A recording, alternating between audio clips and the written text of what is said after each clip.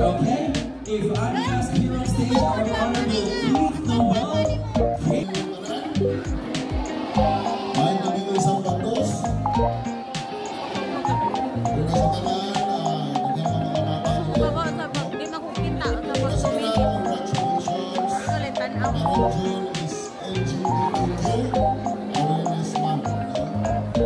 Tawag mo na LGBTQ karong month of June. This is an awareness na kaning sektoral na to, kaning LGBT, no? Na sila yung Pride Month. Dili sa atong administrasyon, nakita na to na sa matang sektor na yung daghan mag-contribute, especially ang LGBT. Okay? Okay mga bata? Naminaw mo? Kapag hadap ko, naminaw mo? Mag-isang ko niya. Real talk. Basta makuhan, hindi mo na ako bayon pa sa ilan. Huwag na ako matunggan basta mag-skill.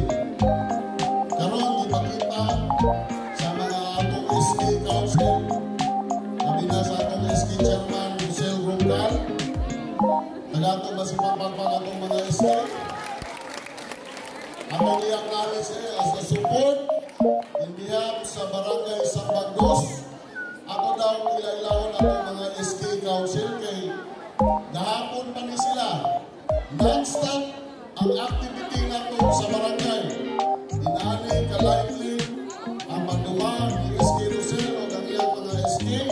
Wala ka mga bata, dapat lang atong silang pasalamatan. Lalo magtawan ang atong mga SK Councilor. Magtanaw na tabi, kailangan mo SK Councilor Rodilin. Bago sa kanto mas papagpag.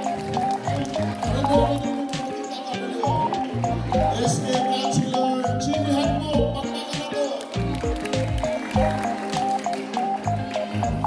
Kanina mga SK Hadmo, pinasarap sa pagpagpag lang. Malipay na din sila. SK Councilor Christian Tigle, asa na? Asa mas Christian, para contestant ko sa kanito. SK Councilor Briggs Amangse. SK Councilor akong idol, Cashley Paras. Grabe, yung designer niya, tapi na. SK Councilor Sean Domingo, pagpaka na to. Of course, ang atong SK Treasurer, Missy Quixote, pagpaka na to sa masisi. Kailangan ninyo, ang mga SK na to, kung problema mo kwarta, doon na sila. Nagpapag na sila kwarta. Of course, ang ilang SK Chairman, tagatong na si Pampagpag, Rosel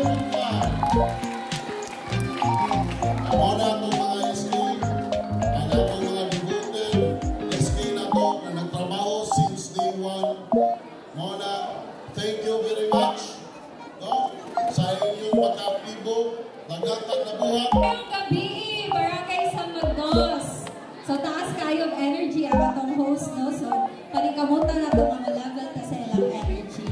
So, currently ay gabi, dili lang kayo ni KK Assembly, but we are also celebrating again Pride Month, which is this month. And later, atong makita ang itong mga maanyag, ang mga queens.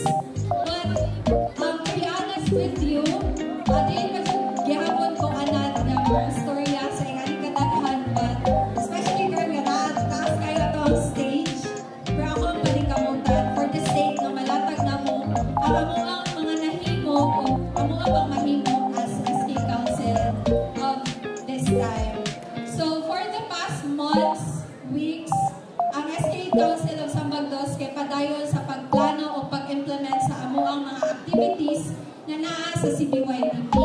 So, unsa man ang CBYDP? So, mo na gitawag nga Comprehensive Barangay Development, Youth Development Program, wherein tanan activities, programs, and projects sa SK naa din nakalatag.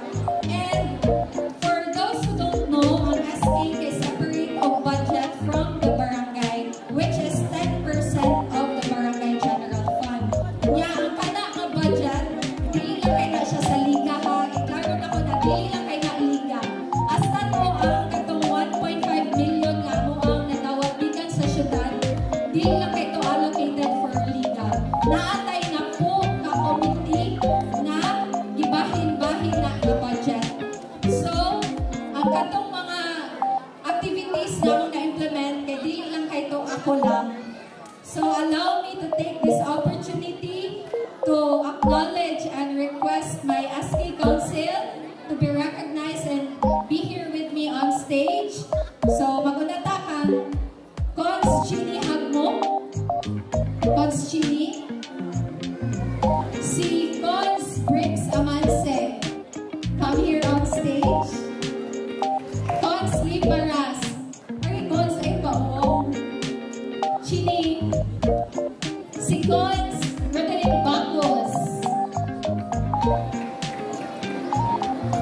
Cons Joel Tigle, si Cons John Michael Jimenez, atong SK Treasurer, ni Siki Monte, ato ang SK Secretary nga nag-work si Jael, o ato ang SK Councilor pod nga si Sean Domingo.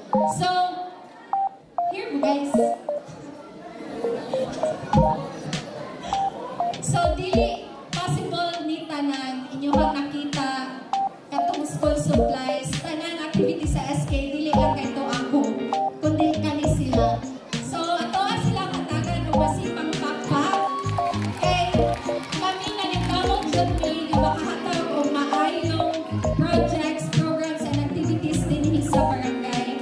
And in behalf of my council, I would also like to take this opportunity to thank the Barangay Council headed by Cap KL, ang ato ang barangay staff, tanod, clean and green, tanan, KK officers, sa kamo, mga youth din sa San Magnos, sa pagpadayon o paghatag o suporta sa activities sa SK San Magnos.